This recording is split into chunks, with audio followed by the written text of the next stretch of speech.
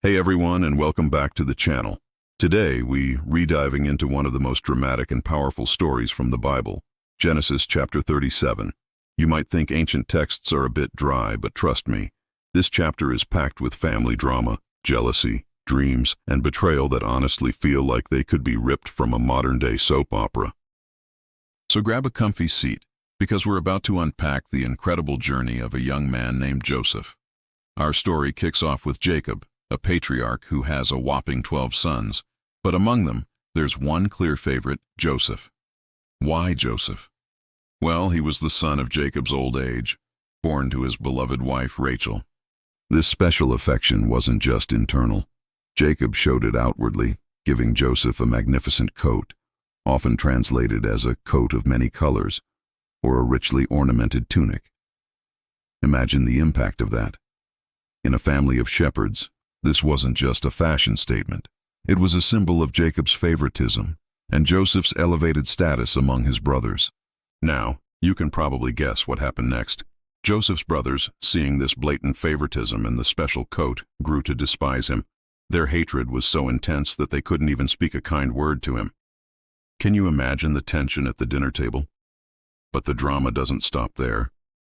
Joseph, being young and perhaps a little naive, had a habit of sharing his dreams, and these weren't just any dreams. His first dream was about binding sheaves of grain in a field.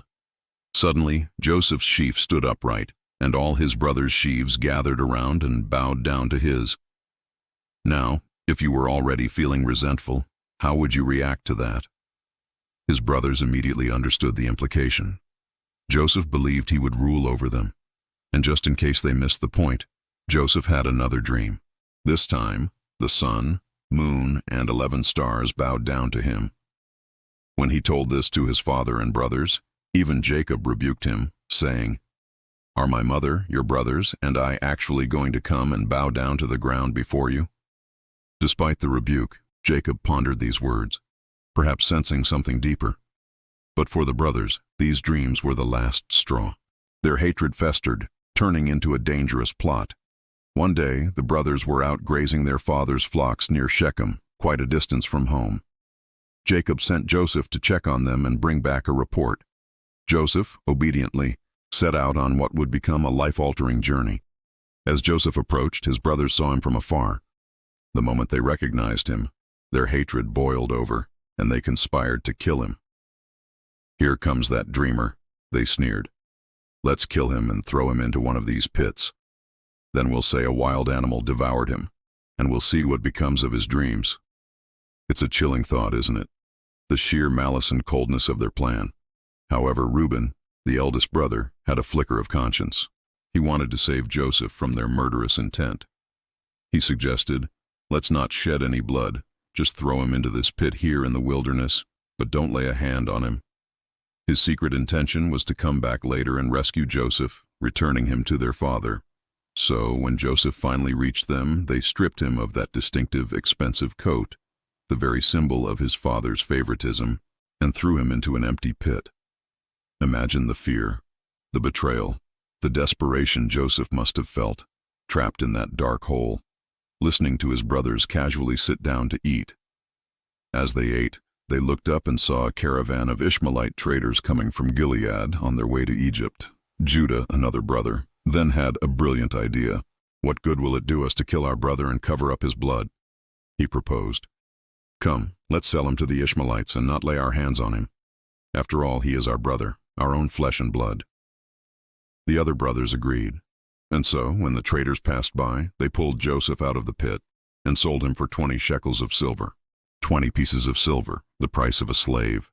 And with that, Joseph was taken away to Egypt, his life irrevocably changed, his dreams seemingly crushed.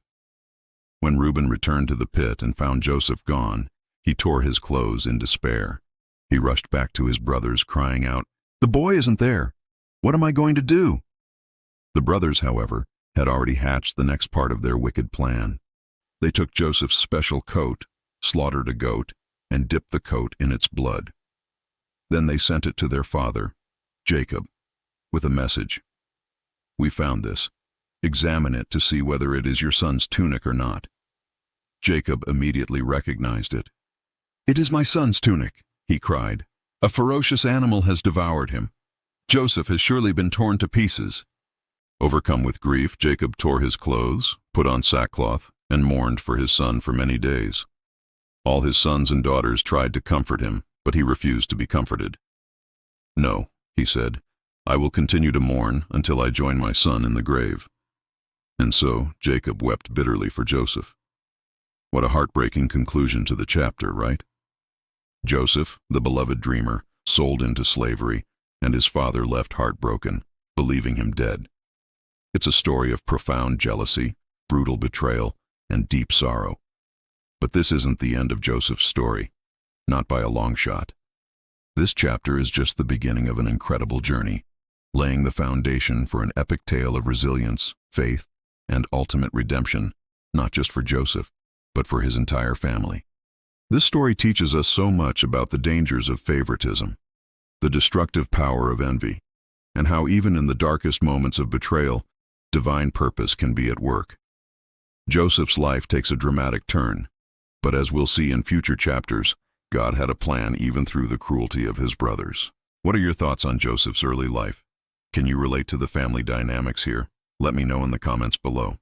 If you enjoyed this deep dive into Genesis chapter 37, please give this video a thumbs up, share it with your friends, and don't forget to subscribe to the channel for more biblical explorations and inspiring content. We've got so many more stories to uncover together. Thanks for watching, and I'll see you in the next one.